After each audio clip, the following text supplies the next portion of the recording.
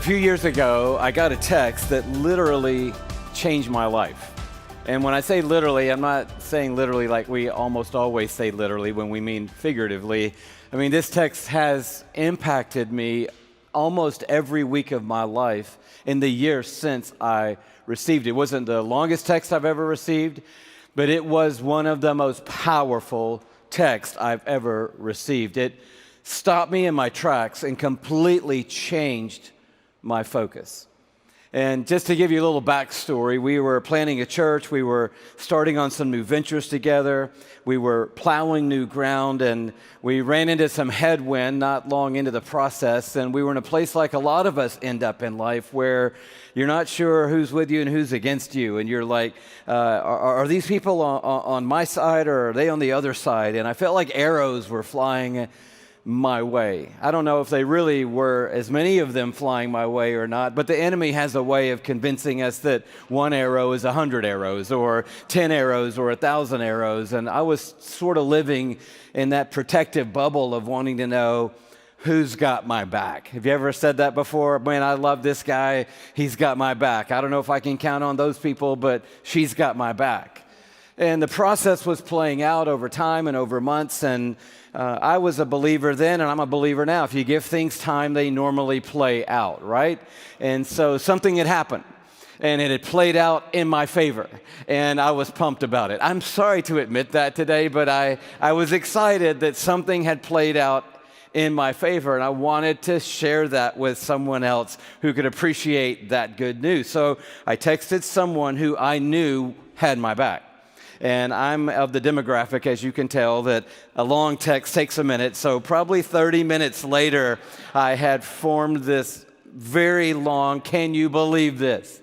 This is amazing. This is exactly what I thought was going to happen.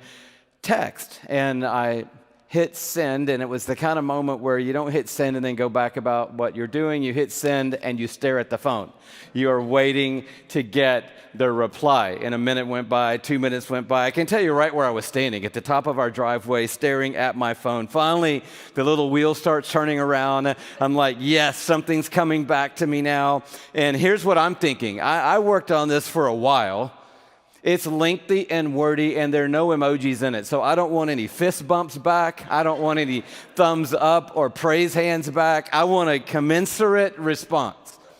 And so finally, the text appears. And I don't even read it, but I can tell by looking down at it, it's not very long. And I'm like, okay, surely this person did what I've done before. They started sending the message, and then they accidentally hit send before they finish the sentence, so surely another text will be coming any minute now to complete this thought. Nothing happens. The wheel stops turning, and I realize this is it. And I read the words. 9 words changed my life.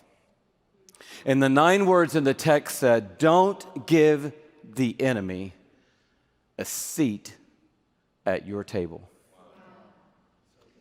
I stood right in that moment, and it became as clear as day that I had allowed the enemy, my adversary, access to my conversation, to my thoughts, to my attitudes, to my emotions, to the way I was responding people, to the way I was viewing the situation. I had allowed the enemy into my story, and worse, I was having a conversation with a killer.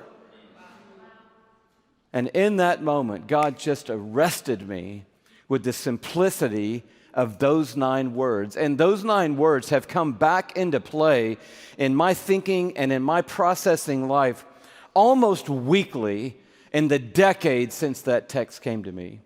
And that's what we're journeying into in these weeks together, the power that those 9 words can have for your life, the power that I know they've had in my life. Don't give the enemy a seat at your table. Pretty soon, that text led me to the text, because you don't get set free by text that people send you. You get set free by the Word of God. And so the text on the phone had led me to the text of the living Word, and I ended up in what is probably the best known passage of Scripture in all of the Bible, and that is Psalm 23. And I want us to look at that a little bit in this session, and then obviously we're going to unpack that all the way through the book, and it will find its way weaving in and out of all the sessions that we do. But before we do that, I just need to jettison all of us from our preconceived ideas of Psalm 23. I grew up in the church. Maybe you didn't have that experience, but my earliest days, I'm talking 2-3 weeks out of the womb, I'm already, in the kids ministry at the church, and I've been in church my whole life. And if we're not careful, when you say Psalm 23, I can go back to grandma's house and the cross-stitch pillow that's on the sofa in the den or hanging in the frame behind the dining room table. The Lord is my shepherd, I shall not want.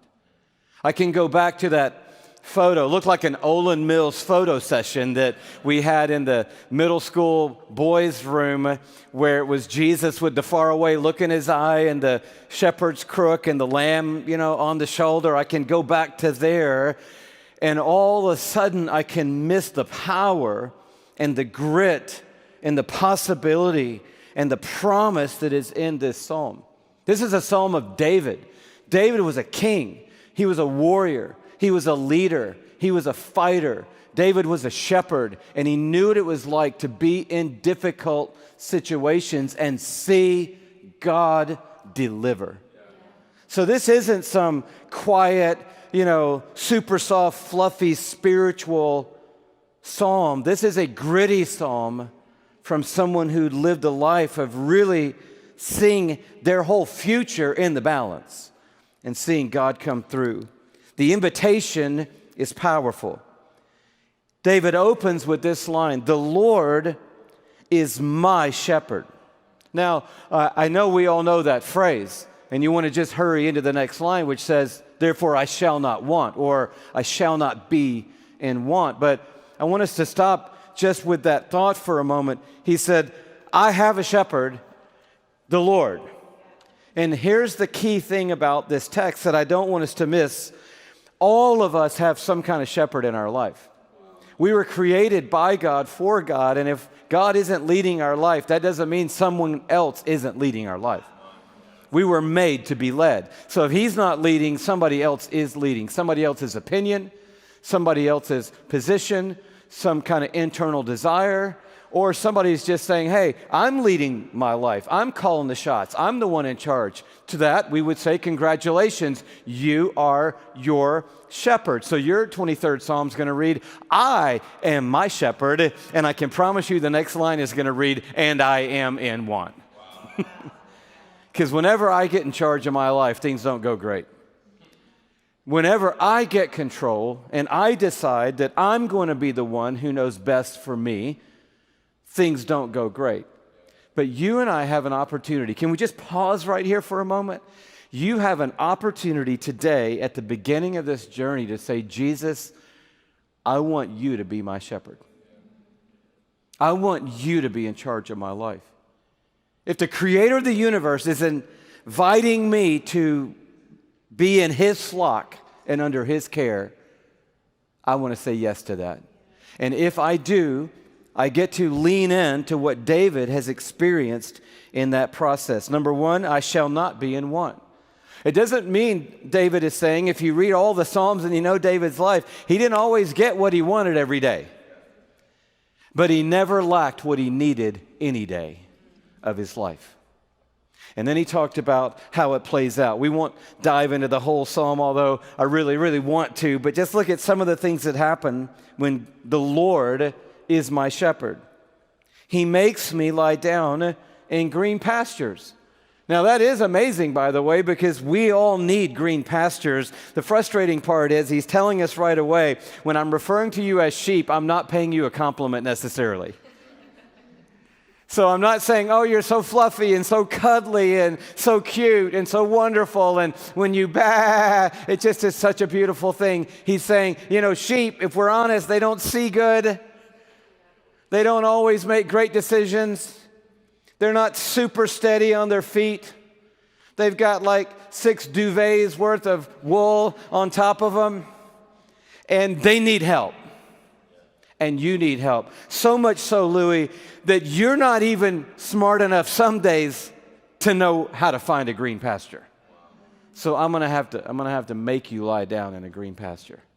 Now, right off the bat, somebody's jumping out of this study going, hey, I didn't come here to have anybody make me do anything. Well, what is he making you do? He's making you do the one thing that's going to ensure that you don't crack and crumble. You need rest. You need a break. You need the good stuff. And sometimes he'll use a circumstance that we don't like to get us into a green pasture that we really, really need. So he's going to make me lie down in a green pasture. But then look what else he's going to do in my life. Look at all of these operative words. He's going to lead me beside quiet waters. He's going to restore my soul, guide me in paths of righteousness for his name's sake. Even though I walk through the valley of the shadow of death, I will fear no evil. Why? Hello, for you are with me. Your rod and your staff, they comfort me. You prepare a table before me in the presence of my enemies. You anoint my head with oil. My cup overflows. We're going to talk about that in a session to come, what that looks like in real life.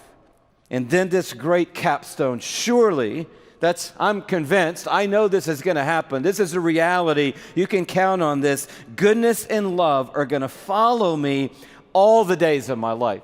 All the days, not some of the days, all of the days, not the best days, but all of the days, the good ones, the hard ones, the high ones, the low ones. Every day, goodness and love are going to be right behind me.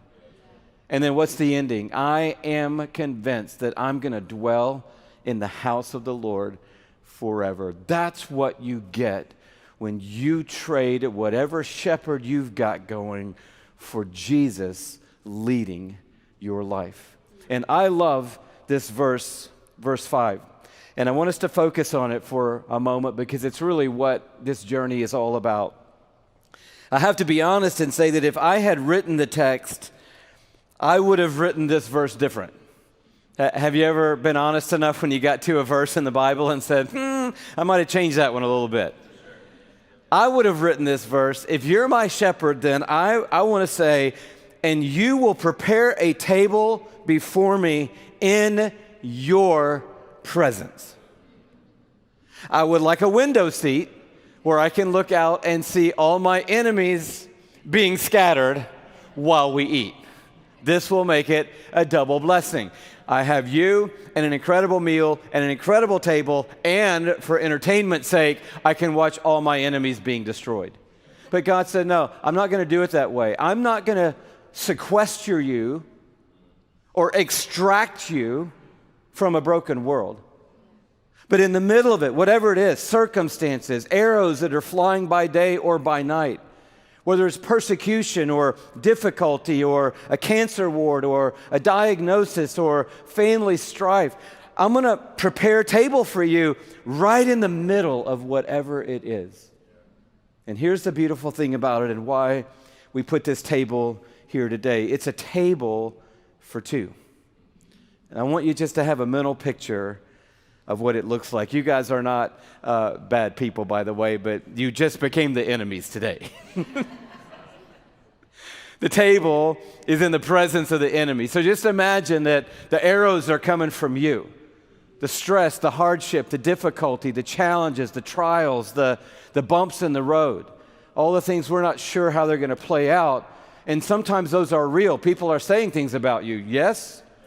People are trying to undermine you, yes? People are misrepresenting you, yes? You're all of those people. And right in the middle of it all, he says, Louie, I've prepared a table for you. Here, come, sit down. We're talking about the King of the Ages, by the way. And imagine this, when he sits at the table with you and says, how are you? Are you thirsty?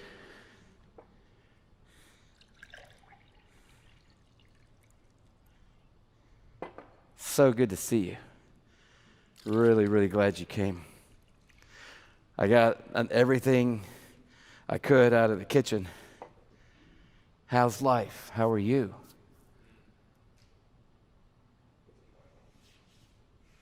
Think about the invitation that David is calling us to, that God is inviting us to. A table with the King.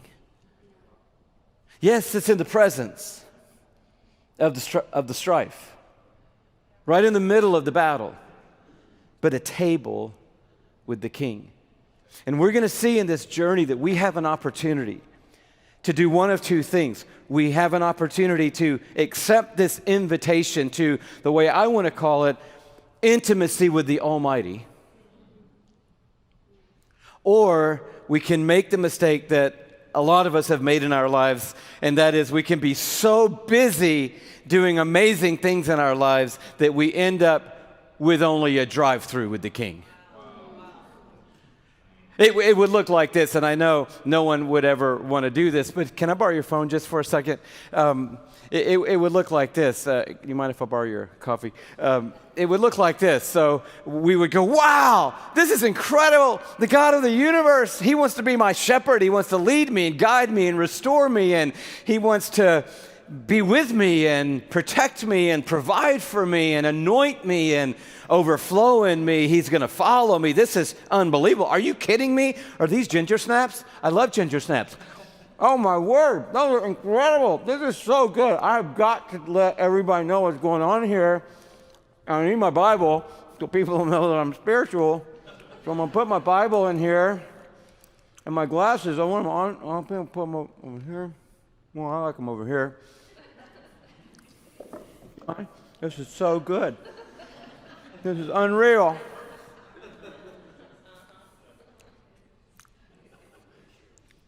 No, that's not good. Oh my, this is so good. This is great. I'm going to put a little soft light on it. Hang on. Dinner with the King. Boom. People are going to love this. It's going to blow up. Me at a table with you, unbelievable. By the way, thank you. This is I have no idea. If I didn't have two, I thought I had a meeting, but I got two meetings this morning, so I've got a jet. But you're awesome. This is awesome. It's all amazing. Praise you, by the way. And I'll check back in with you as soon as I can. That was great. I hope you don't mind if I just took a to-go cup. And that's going to be the difference, I believe, ultimately, between whether or not we experience the freedom that is packed into those 9 words. Don't give the enemy a seat at your table. And I know it sounds simplistic, especially if you've been around church for a minute. But the main way that I don't give an enemy a seat at the table is by taking my seat at the table and receiving the invitation that's being extended to me. Because there are a lot of things in life that you cannot control. There are a lot of situations in your world right now that you cannot control. But you absolutely can decide whether or not you want intimacy with the Almighty, or if you'll be happy with just a drive-through with the King. And I love how Jesus said it in His own words. He said, taste and see that the Lord is good. So that's where we're starting this journey. We're starting it with a good God, with a gracious God, with a God of abundance, with a God who says, hey, I put the whole spread out. We know right away we don't have a God of scarcity, but we have a God who has a storehouse that is full. And here's the main takeaway. We know at the end of it all that it's not what's on the table, it's who's at the table. And we know that He is always going to be everything that we need.